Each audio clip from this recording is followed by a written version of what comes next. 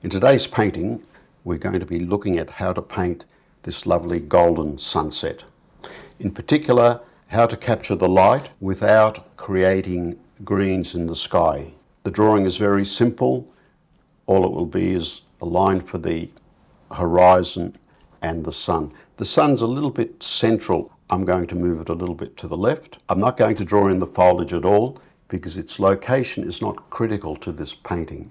Its tone is very important because the dark of the silhouetted foliage against the light of the sky adds more brightness to the image, but the actual location is not critical.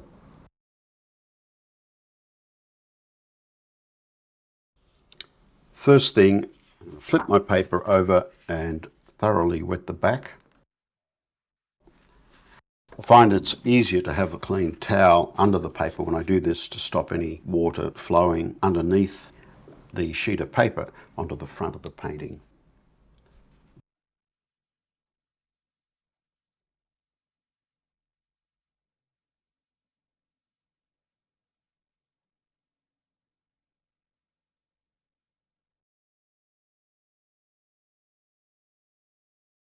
Now for our colours, if we look at the sky, we've got colours ranging from this bright, warm yellow here through to cool, dark, dull yellows up here into warmer yellows with more red in them to quite a bright red down here.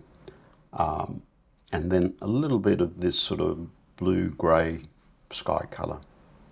So let's have some fun with the colour mixing. The biggest area is the dull grey yellow. So we'll mix that over here. We've got a small amount of the bright yellow and then a little bit of the blue-grey and a small amount of the bright red. And when I'm painting a sky like this, it's very important that I mix more colour than I think I need, because that way I can concentrate more on putting the paint on the paper rather than quickly trying to remix colours that I may have run out of.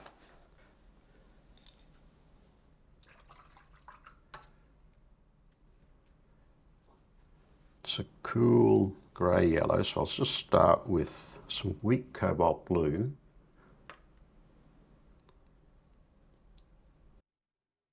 Let me clean this cad yellow here.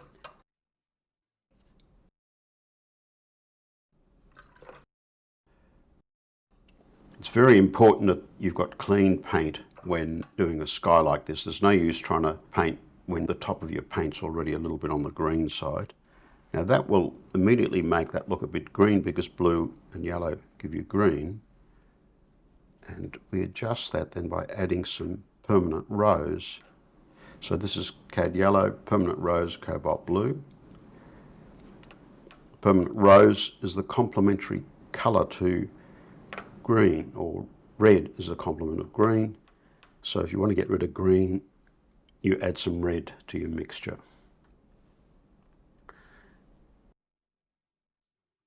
I would add just a touch more of the permanent rose. And you don't have to be totally accurate with this. We're trying to capture the impression of the scene, not the specific exact colour. Now we've got some of this clean cad yellow. We'll mix that there.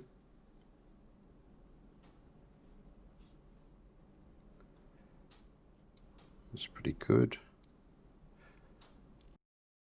And then we've got this same mixture, only stronger, leaning more towards the yellow orange here.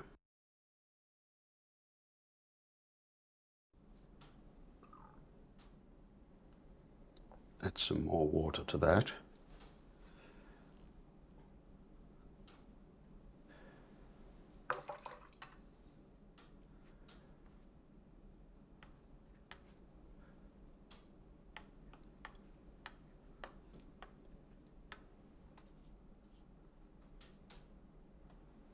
And we'll throw in some cad orange.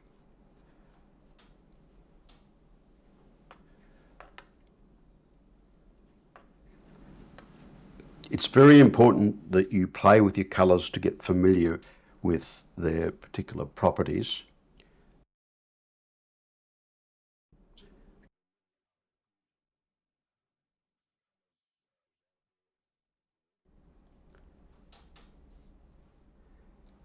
Okay, so that's good for the orange.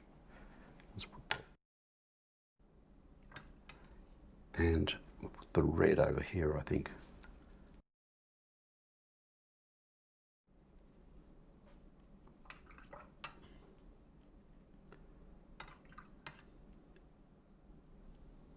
This is one of those times when I do spend a moment to clean the top of the paint so that I've got some nice pure colours.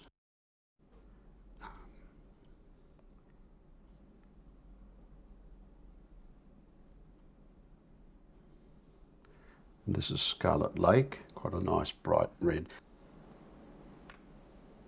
If the colour's too bright, I could add some permanent rose to dull it a bit. If it's not bright enough, I could add a little bit of cad orange to warm that up. I haven't mixed in the blue for the streaky clouds. I'll add that later. It won't take me very long to mix that. So they're what I call my starting colours. We'll now go back to our paper and add some more water to the back of it.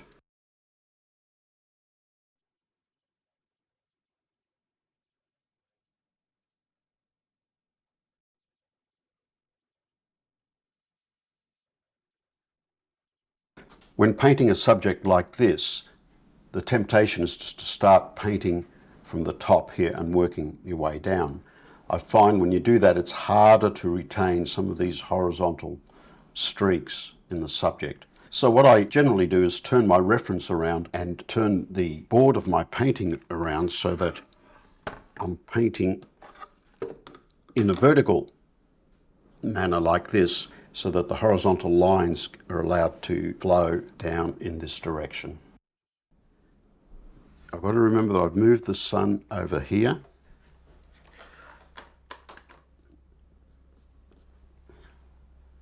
Do a quick adjustment. It's a bit lopsided.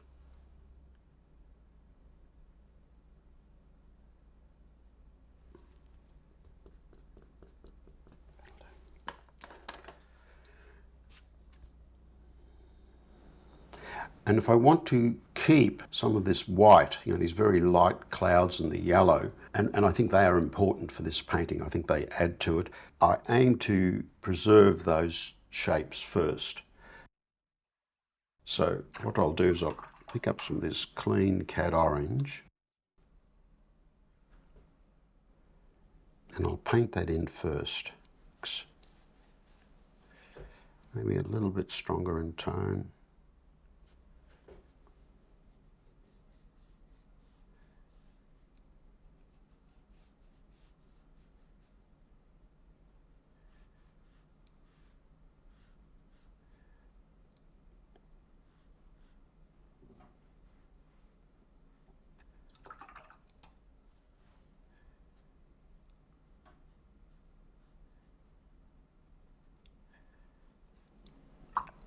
And I'll soften some of those edges.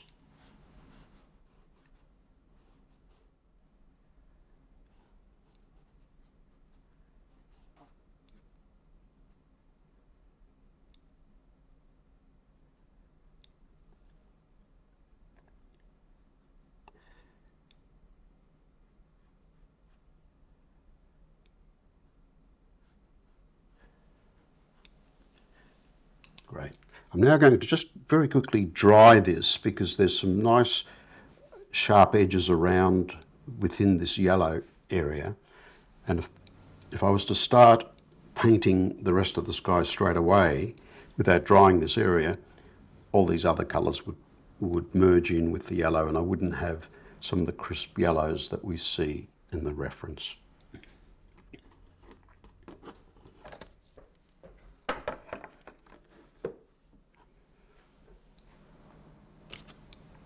Okay, so now we can just go in with the other colours.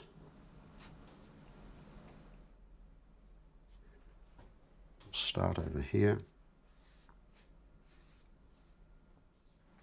Because the sun's over here, you'd expect this area to be a little bit cooler. So I might add a little bit of extra blue there in a minute.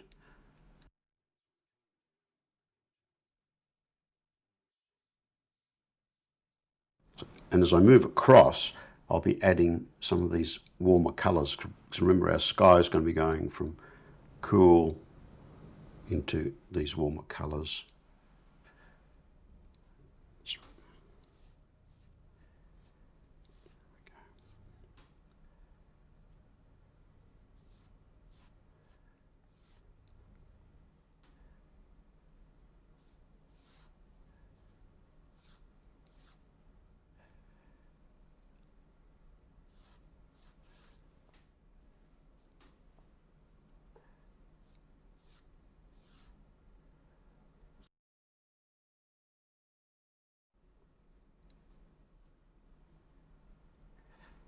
I'll pick up some blue. I want this area here to be a bit cooler.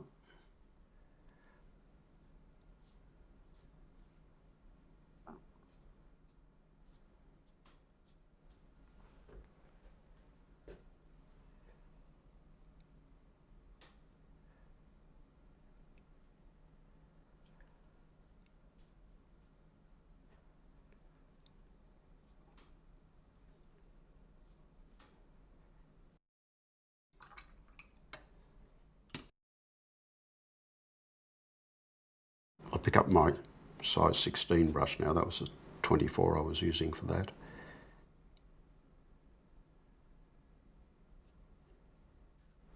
And I'm very lightly touching the paper to create these broken edges.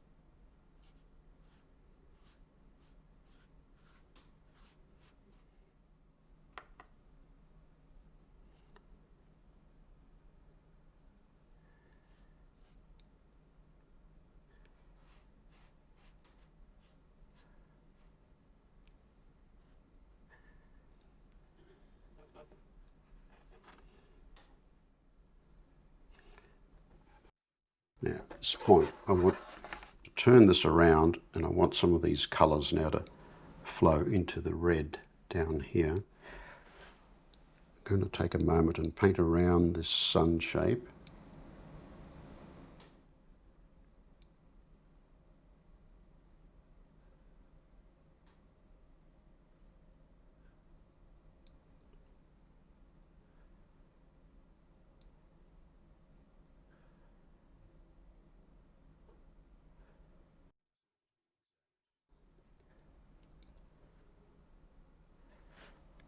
I want that to be stronger, so I'll go in with some thicker paint.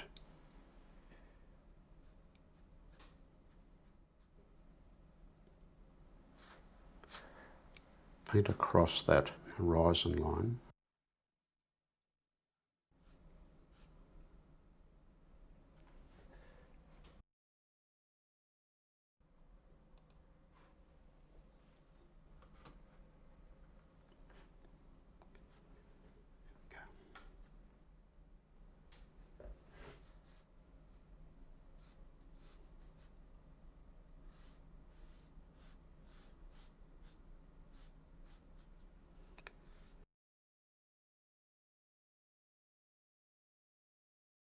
Keep your spray bottle handy, because if you find the sky is drying too fast, you can give it a very light spray, misty spray, to keep it nice and wet. If I look at the surface of my painting, this stage, see how it's still got that lovely shine? So that tells me, well, the surface is still very workable, and I won't get any cauliflowers as I paint into that area.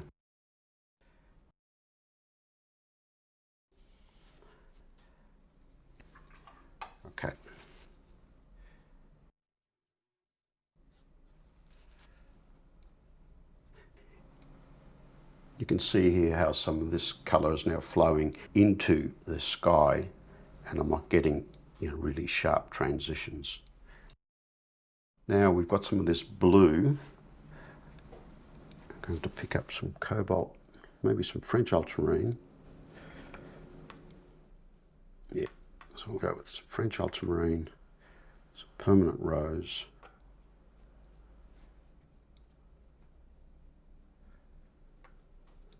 a little bit of cad orange. Because it's not a bright blue, and the orange being the complement of blue will dull the blue out.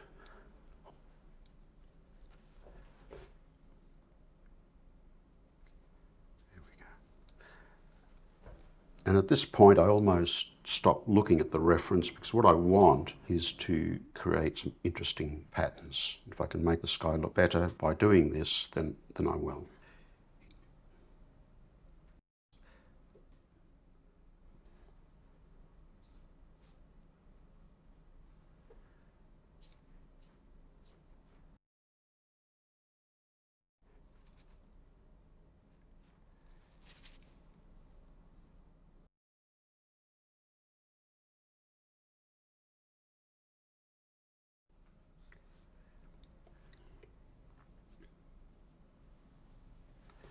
Now this is drying a little bit fast, I can sort of see there. So I just pick up my spray bottle, smooth this up a bit.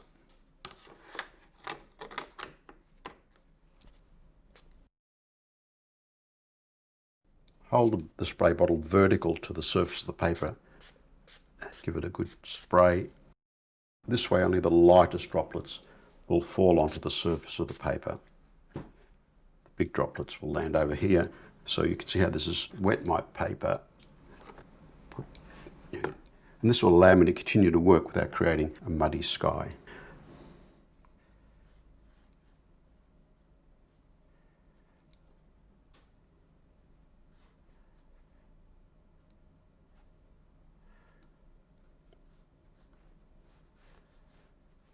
And you can see I've purposefully painted below that horizon line. The reason for that will become more obvious in a minute. I'm going to put a few more clouds up here, but not many. These are smaller clouds in the distance. I treat skies as abstract shapes. My attention is creating an interesting design that looks pleasing to the eye.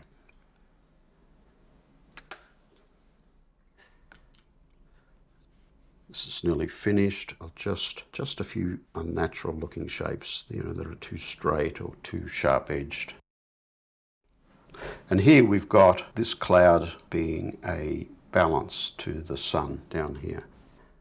Don't want any light there. Good. Okay, so the sky is done. Now I'm going to paint the distant hills. If we look at the reference, it's just a blue-grey, dark blue-grey colour, quite a bit darker than the sky, but obviously not as dark as these trees in the foreground. So for that, I'll just use the leftover sky colour I have here. It's still quite a large shape, so I want to make sure I mix plenty of paint. And any paint that doesn't get used here will be used when I'm painting the dark foliage. So we'll go in with plenty of French ultramarine.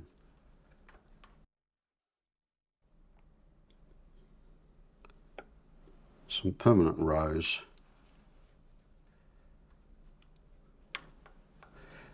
Again, it's not a bright blue, so we'll add some cad orange.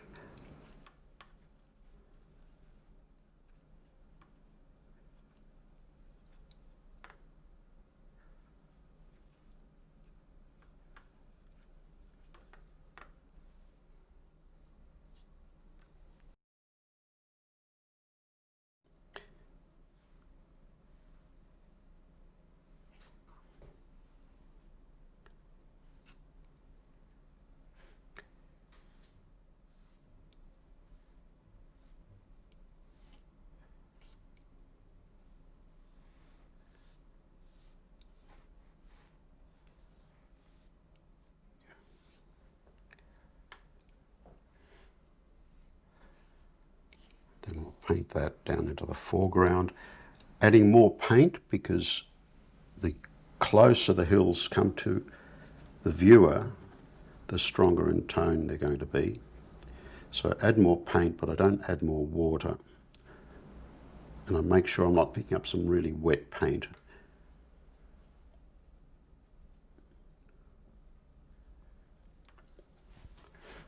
So by adding more paint and no more water, you end up with stronger tones.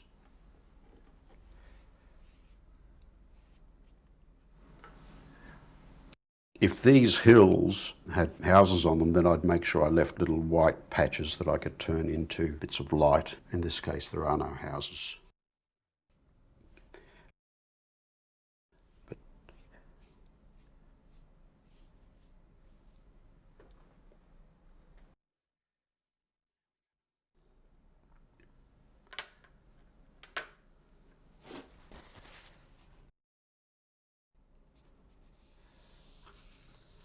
There's a nice clean wash, no muddiness to it, very transparent.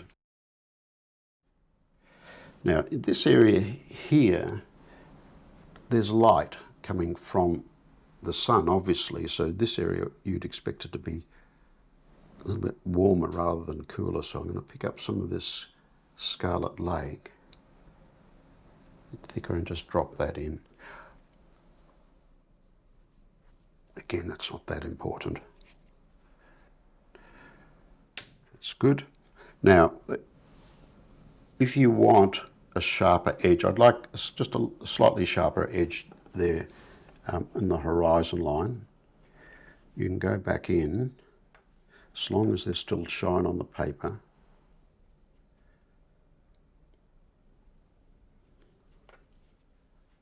And just re-establish that.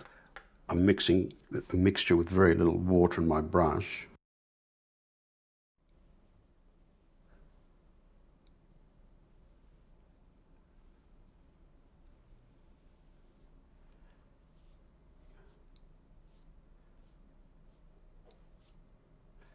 And I can just lightly feather that around like that.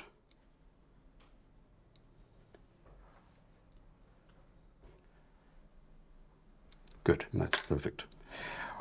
All right, we'll let that dry, and while it's doing that, I'll mix some foliage colours. You can see here now how with this wetness mixture for the sky and the foreground, it's just naturally creating this feathered look which gives the impression of trees in the distant hills. If I zoom in on that,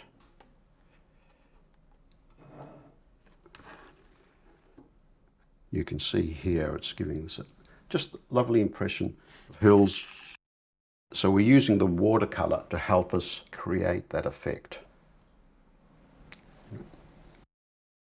Now while you're mixing these colours, you have to be very careful that you don't spill any water and paint in the sky.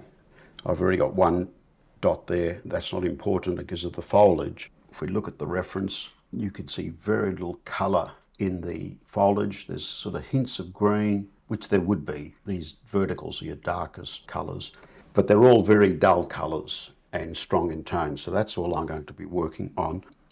I'm going to mix two mixes, one darker and less green than the other.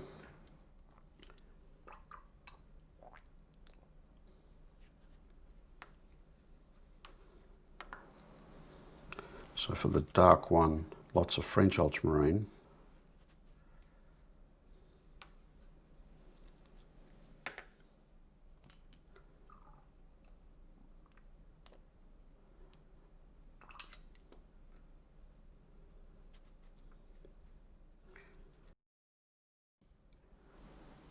And if you've got a sky like this where you've got yellows and oranges and blues, all of those colours will be added into your mixture, because that light will be reflecting on the foliage.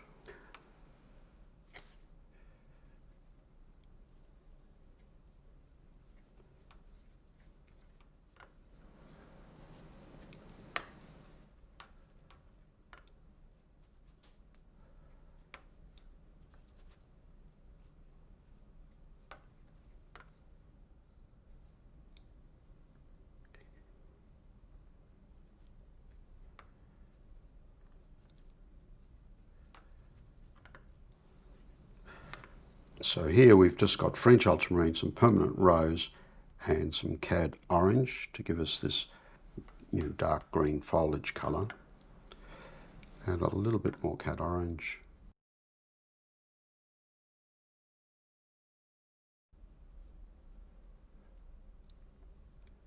Maybe not quite so much.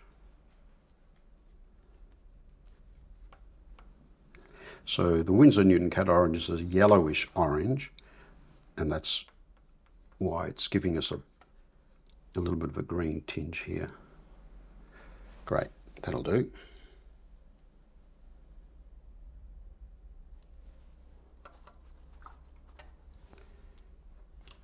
And then for the darkest darks,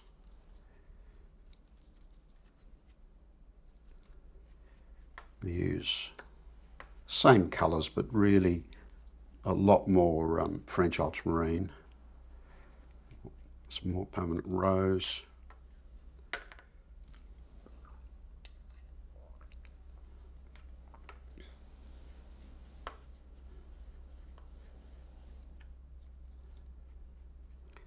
and I'll add some burnt sienna.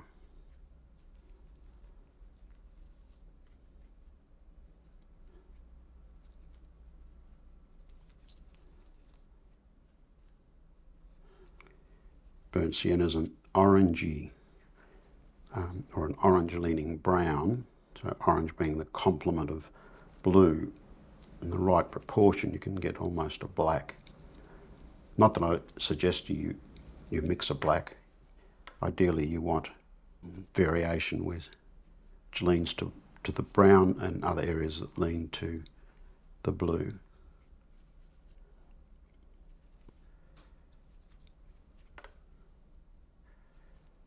And I think that will do it.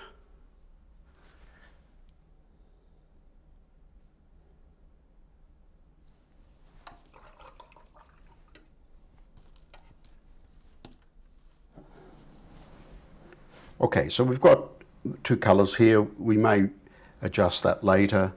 The painting's been sitting there for a while.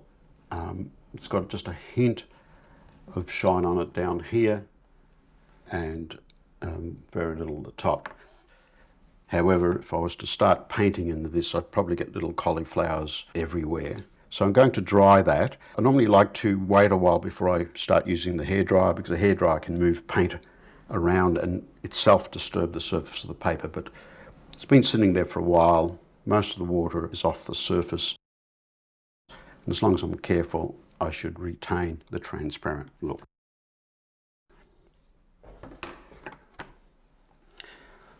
Okay, this is dry to the touch now, but there's still plenty of moisture underneath the surface, which is why the paper is still sitting flat. If I dried it too much, it would start to cockle again, and I would have to add some more water at the back to keep it flat. We've got our colours mixed. The next step is the foliage, and a common question is, what do I do first? Do I add the trunks and branches before the foliage, or the other way around? And my stock answer is it depends. Sometimes I'll start with the pattern of the foliage and then do the trunks. Other times I'll pick the trunks and then work on the pattern of the foliage. In this case, I'm going to start with the trunks and the branches first and work from left to right, because I'm right-handed. If you're left-handed, you could start from left and work across. The reason I'm doing the trunks and branches first is because there's some interesting vertical shapes there and some interesting diagonals that I want positioned around here. I'll use my size 12 brush. I'll use my darker colour for the verticals.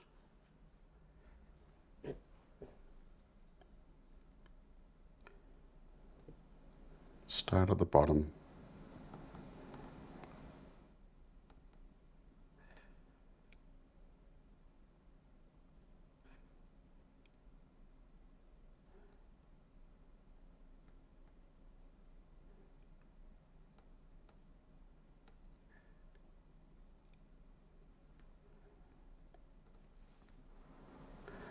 You want plenty of paint in your brush.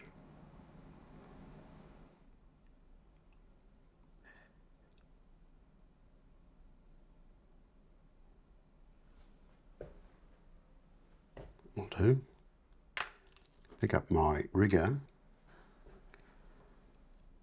paint in some of these other shapes, some of the finer lines.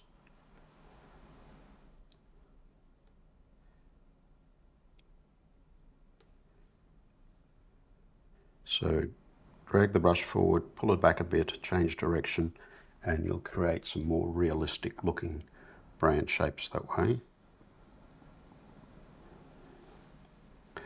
I have to do this fairly quickly because I want to get into the foliage before these branches and trunks dry.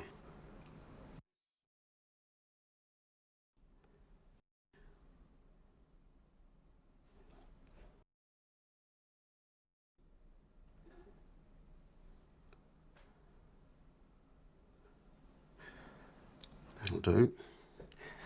And now I'll pick up my size 12 brush again, and I'm going to paint the foliage. I don't want to lose all the light, however, so I want to leave plenty of bird holes and gaps.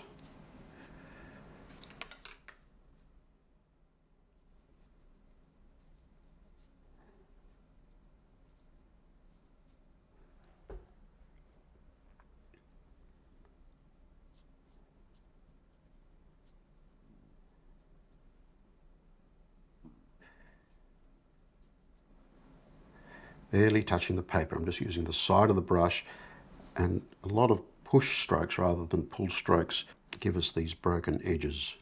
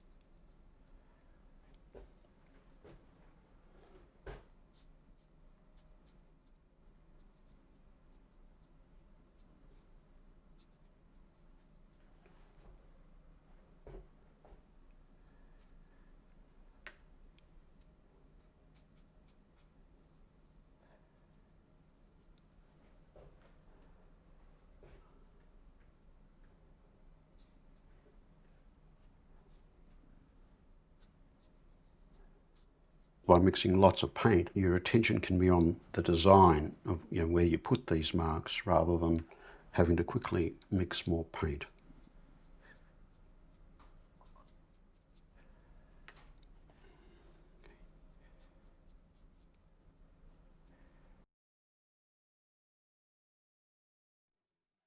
I should have thrown in some of this green. I'm going to go back in over here and put in some of this green colour. When I say green, you can barely see that it's green, right?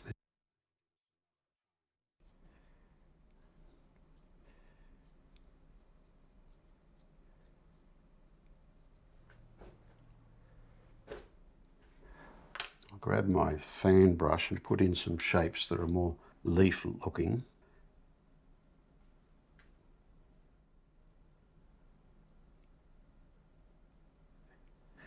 Just like that.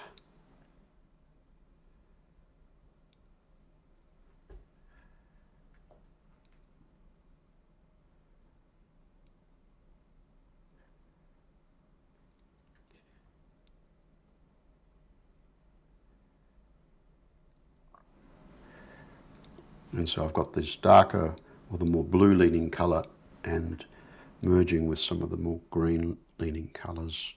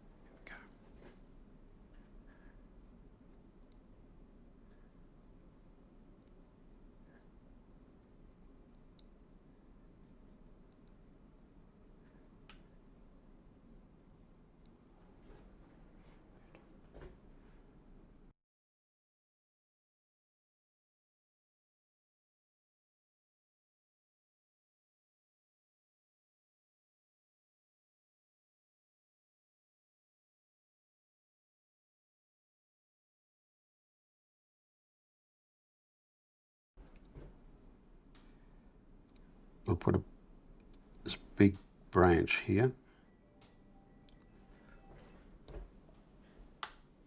Okay.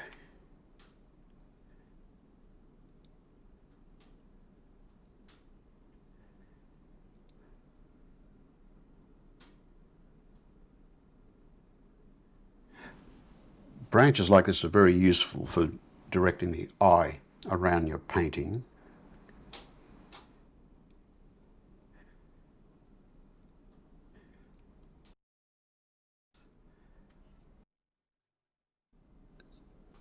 There's a leafless tree here. I'm going to move it over to this side.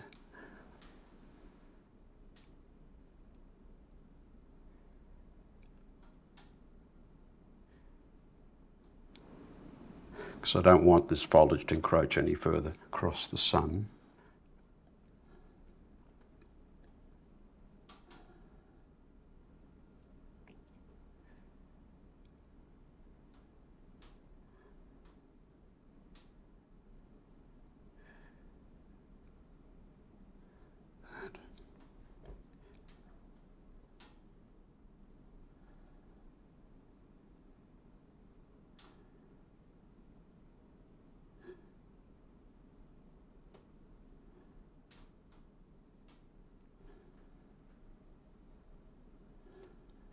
Maybe one more here.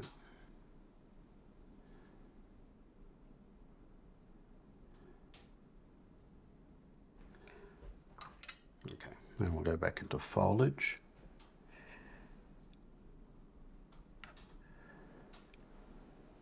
I don't have a lot of paint in my brush. That helps me create this broken edge effect a lot easier.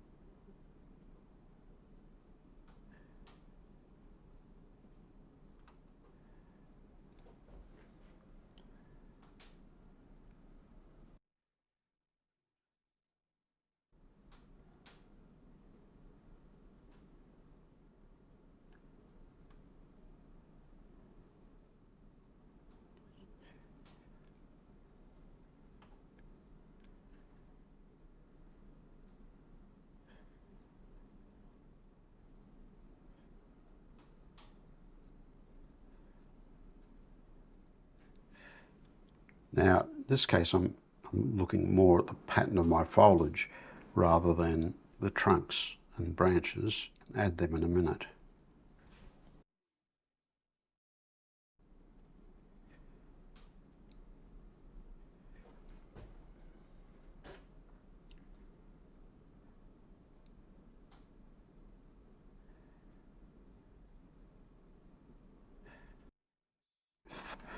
And I keep changing the angle of my fan brush. Sometimes I'll do it like a flick like that, other times I'll just do a little dab. Sometimes I'll change the angle. Okay, this area is drying a little bit quickly, so I'm just going to wet that, give that area a little spray.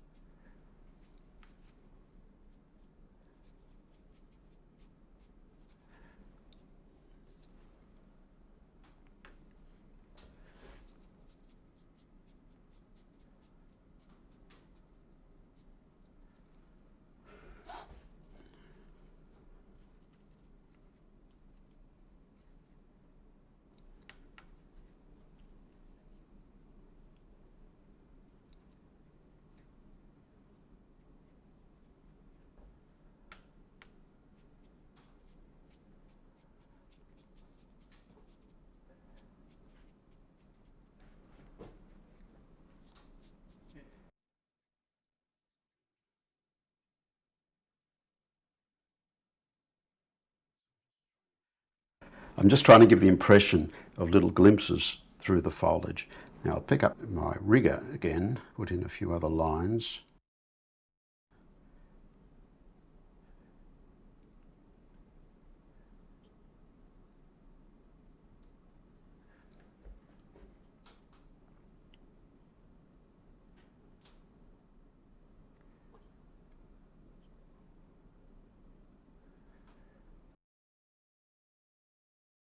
Just little inset branches.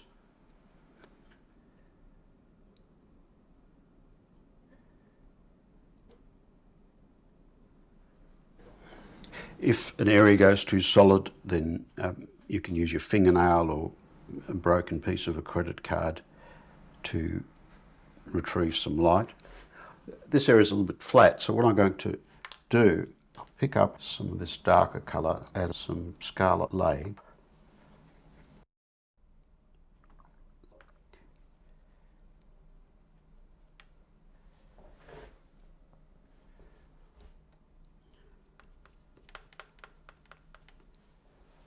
Just to add a bit of interest.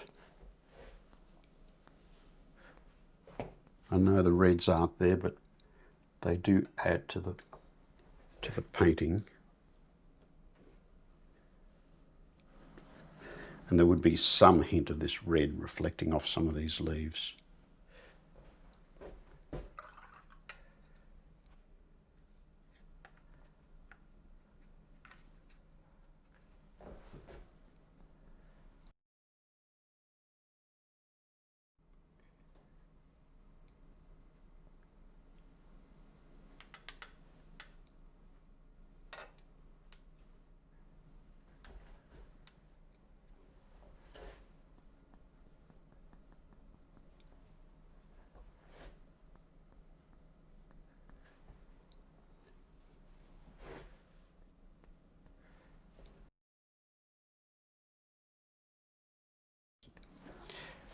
Where I live, near the Blue Mountains, just outside of Sydney, Australia, we have waratahs. It's the state flower. A lot of them are bright red like this, so this could conceivably be lots of wild waratahs.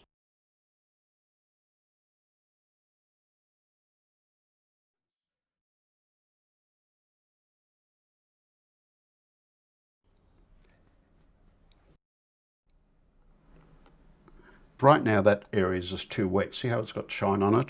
So if I scrape in like that, all it's going to do is give me another dark line. I have to wait for that to settle a little bit before I go in and scrape in a few lighter white passages here just to break up the dark mass.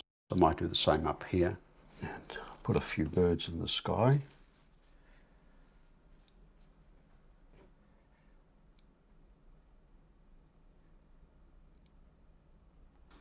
When I'm putting birds in, the first thing I do is look to see if there's any dots where I don't want them.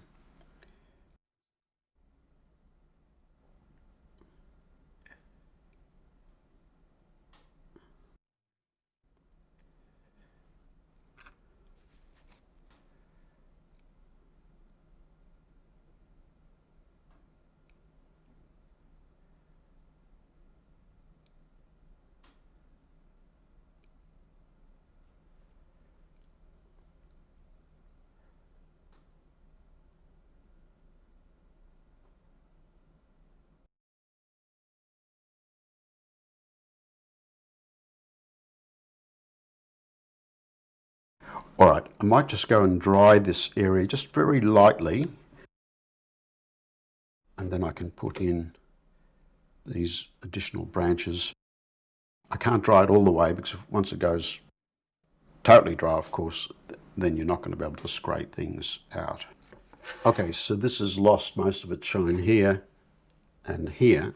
So I can pick up a credit card. Usually I pick a corner that I've snipped the sharp edge off, and I can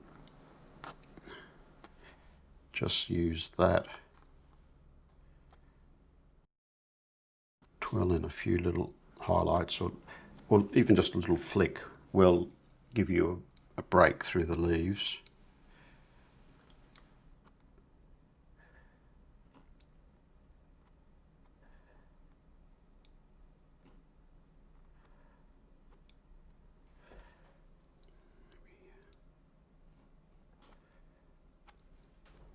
And I don't want to do too much of this because I really don't need to do very much.